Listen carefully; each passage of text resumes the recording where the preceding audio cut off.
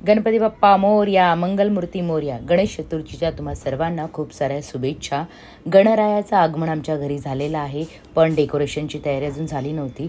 Decoration रात्री 12पर्यंत केलं. रात्री रांगोळी वगैरे सगळी काढून झाली, कारण की पहाटे 3 वाजता ब्राह्मण येणार होते आणि मग पूजा करणार. आणि ते ब्राह्मण, आता ही पहाटेचीच वेळ आहे आणि ब्राह्मण आलेले आहेत आणि त्यांनी पूजा करण्याची सुरुवात केलेली आहे.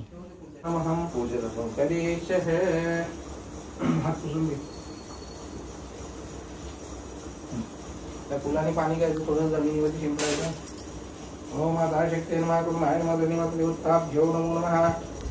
गंगा राक्षसा दद्वानदिव्यास्तिल कंडोलमिषितार्पयामि. महाभक्त्या प्रसिद्ध परमेश्वर नमस्कार करायचा. प्रार्थनापूर्वक नमस्कार करोमि. हे हातामध्ये अक्षता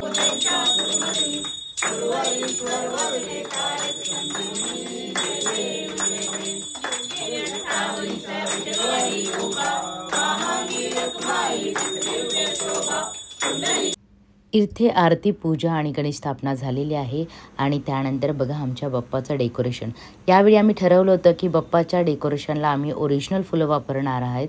तर सर्व ओरिजिनल फुलांचं हे डेकोरेशन केलेलं आहे. यामध्ये ऑर्चिडची काही फुलं आहेत, काही झेंडूंची फुलं, काही गुलाबाची फुलं, असे वेगवेगळे प्रकार जे कृष्णाला आवडतात अशीच फुलं आम्ही त्याच्यामध्ये माळलेल्याचा प्रयत्न केलेला आहे. आणि इथे आमचा गणराया हा बाल गणेश आहे.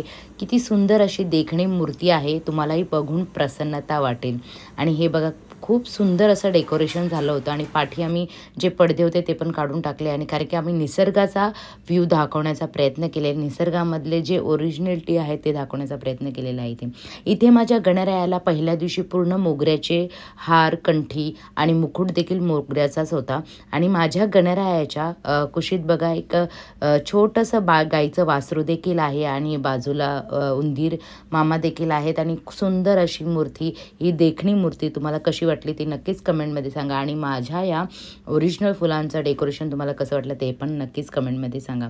गणरायाचे यावेळी आमचं 5वं वर्ष असल्यामुळे आम्ही ठरवलं होतं की धुमधडाक्यात आपण गणरायाचं स्वागत करायचं. दोन्ही दिवशी आम्ही जेवणाची पण सोय केली होती, महाप्रसादाची सोय केली होती. आणि खूप सारं असे पाहुणे देखील आलेले होते आणि त्यांनाही आमच्या गणरायाचं दर्शन घेऊन फारच प्रसन्नता वाटली. आणि खूप सारे असं ते ब्लेसेस देऊन गेले आम्हाला. आणि गणराया देखील एक गणरायाची ऊर्जा जी घरामध्ये उत्पन्न झाली तर त्याच्याने पण एवढं मन प्रसन्न झालं. खूप सारे अशी एनर्जी.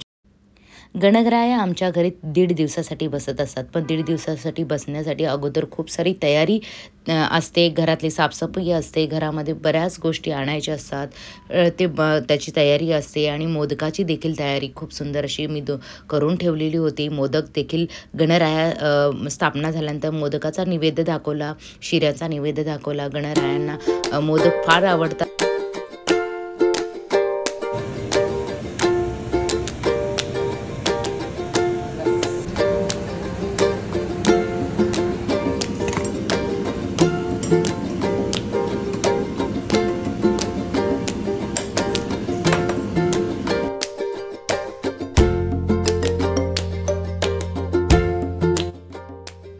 दीड दिवसासाठी गणराया हे आमचे बाल गणेशा आमच्या घरी येत असतात. येण्याची जो आनंद असतो तो वेगळाच असतो आणि जाण्याचं दुःख होतं ते एक वेगळंच असतं. हे 1.5 दिवसाच्या गणरायामध्ये जी धावपळ, त्यांची जी तयारी असते ते करून फार मन प्रसन्न होतं. एक प्रकारची सेवा होती. तर तुम्हाला आमचा हा गणरायाचा जो व्लॉग आहे तो कसा वाटला तो नक्कीच कमेंटमध्ये सांगा. आवडल्यास लाईक करा आणि चॅनलला नक्की सबस्क्राईब करा. याच्या पुढचा जो व्लॉग येईल तो आहे गणरायाच्या विसर्जनाचा आणि तोही व्लॉग मी नक्कीच टाकेन.